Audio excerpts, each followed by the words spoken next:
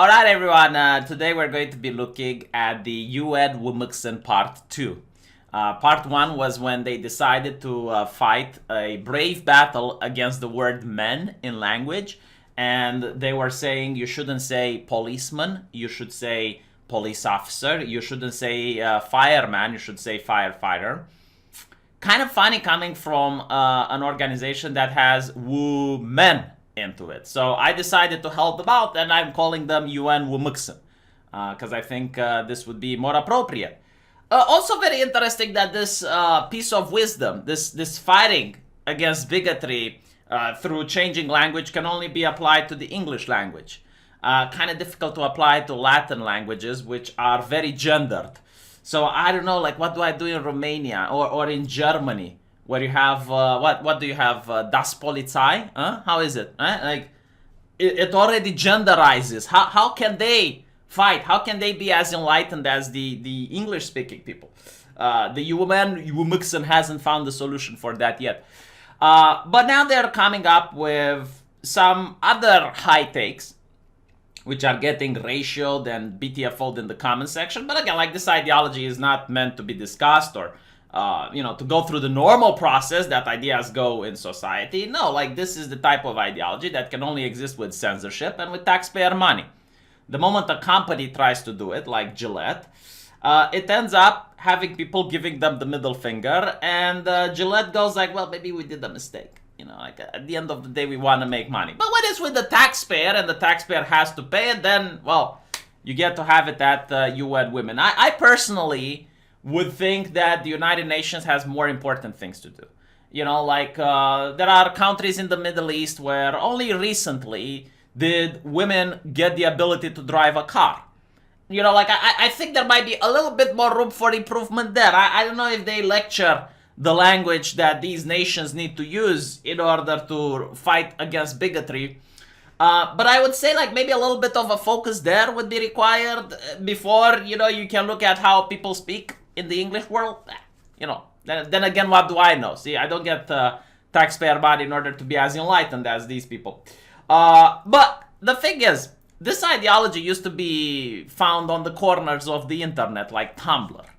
And it was only a couple of years ago when people would look at it and they would look at it and say, well, this is nonsense. Like, this will never manage to breach with the general public. But with enough censorship, it seems that it did breach into the general public. And talking against it makes you look like you're some sort of a misogynist. Because for some reason it's implied that a entity like the UN Women has the light. And they know exactly what women desire, which is to abolish phrases like boys will be boys. And if you argue against it, well, you're in the wrong. Like, you're flat out, you're a peasant, talking against a noble. A noble is far more educated than a peasant. But here's my problem with it, okay? I don't think any of these people that are pushing this ideology, any of the talking heads, are parents. I don't think so, because you need to be a parent in order to even utter the phrase, boys will be boys, right? Like, this is something that parents say. So they lack the experience. It's almost like, if you're not black, don't talk about racism. Well, if you're not a parent, don't talk about boys will be boys. Let's spin it around like that. Because here's the thing. Like, I always see that the people pushing for this misunderstand when the expression is supposed to be used. Okay? Like, they believe that if you say the word boys will be boys, they will turn into rapists. Like, they literally say this. It's in order to fight against rape culture, right? So it's the toxic masculinity that society indoctrinates little boys since childhood. That's the problem. Now here's the thing. I don't understand what society are they talking about, because they clearly do not live in the same society that I do. Because when I grew up, there was no leniency. I was treated quite harshly. I mean, violence was never okay. In fact, it was drilled into my head that violence is never the answer. You would get punished if you went into a tumble at school. You would get punished if you got in a fight with someone else. So what on earth are they talking about? The only time when I would hear boys will be boys was that if I had a friend that was a little bit of a troublemaker, that liked to get himself into a lot of problems at school. Maybe his hormones were raging and he would get in a couple of fights with his classmates, or, he would get into a tumble or something like that.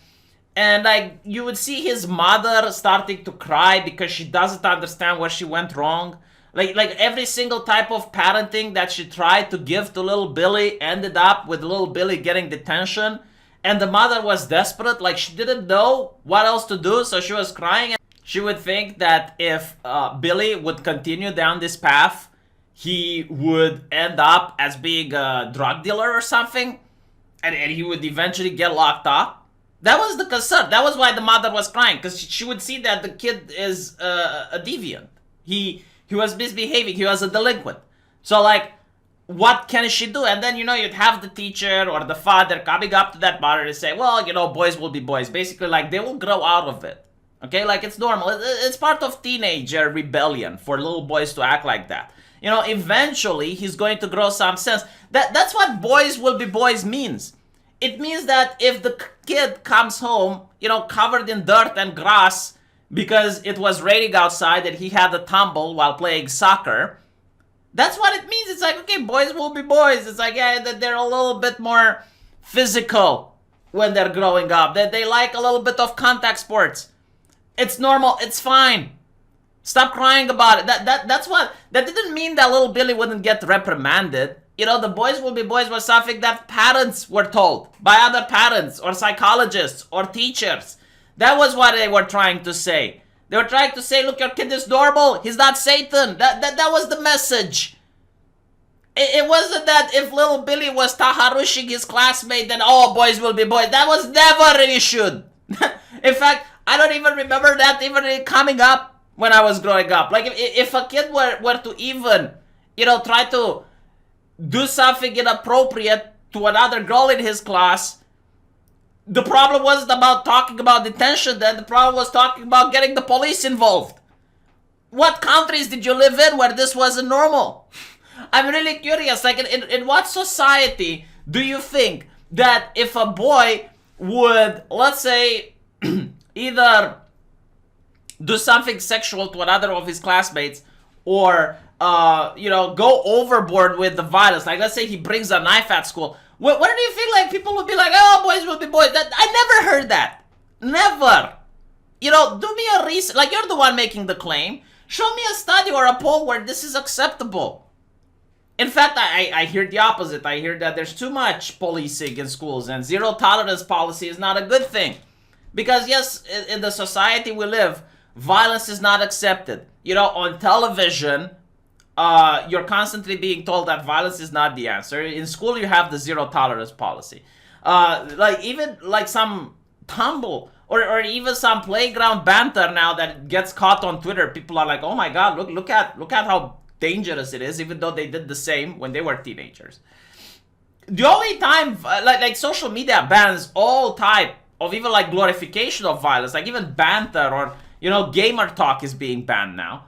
What do you mean? Like, oh no, it's a culture that ingrains and creates this toxic masculinity by encouraging violence and encouraging, like, this is not true. It's flat out a lie. Like, maybe it used to be the case, but the world that I'm living, looking around myself, I don't see it. The only encouraging to violence that I see is rap music, pretty much. That's it. Because they're like talking about being gangsta and shooting the bang bang. Like that's pretty much the only thing that's allowed. And maybe like violent video games. Okay, two things that are violent. Even the movies aren't violent anymore. Like, man, I watched some movies from the 80s. Do you know how much blood and gore and guts were in those movies? And now that I watch modern movies where someone has like an assault rifle and they go rat-ta-ta-ta-ta-ta, and there's no splatter anywhere. Like, how can you say that we live in a society that encourages men to be toxic? Now, the second one is like, another expression that they don't understand is man up. Man up means assuming responsibilities, okay? Get out of your comfort zone. Take responsibilities. That's what it means. It means like, when are you going to start a family? When are you going to get a job and stop relying on your parents? So, this is the biggest paradox when it comes to men today. On one hand, you're being told that manning up is a bad thing. And on the other hand, you're being told that being an incel is a bad thing. Well, not manning up is not very attractive to the opposite sex, because here's the thing. From my personal experience, the way men behave is the way women find men attractive. I mean, I had several friends at high school, which when growing up, like 5th grade, 4th grade, they were still treating girls the same that they are treating guys. And sometimes they would get physical with a girl. They would try to bully her or whatnot. When that happened, all of the girls would isolate that guy. They would refuse to interact with him. And because of that, the circle of friends around that guy would also refuse to interact with him. Because, they didn't want to be associated with that. Do you know what happened? They changed. They realized, okay, well, if I want to have friends, I need to learn how to behave around girls and behave in a way that women like. So, yeah, I do think that women preference in men shape the way men are. Because we are social creatures, we desire companionship, so we do want to seek approval. So yeah, like, if you don't man up, you end up not having a girlfriend, and then you're being called an incel, which is like the worst insult that you can get. Notice, like, calling men an incel is not part of this. Isn't that interesting? Like, I would rather be called, when I was a teenager and I didn't have a girlfriend, I would rather be told to man up than to be called an incel, because that's horrible. It's almost like calling someone a virgin, right? It's an insult. It's like, we know you want something and you can't get it. Your inability to get it makes you less of a man. That is and it's not there. Isn't that interesting? The idea that boys don't cry. I'm sorry, but I watched a lot of romantic movies that women are into. 50 Shades of Grey, Twilight. Yeah, I had girlfriends. They dragged me kicking and screaming, and I had to see them. I've yet to see Christian Grey crying. I've yet to see any of the characters that women like and they're attracted to in media having crying as one of the attributes that makes them attractive. You know what made them attractive? Manning up. Putting themselves at risk in order to defend others. Taking risks in their career options in order to go to the top. That's what women seem to like. Definitely. And not to mention, like, here's something else about crying.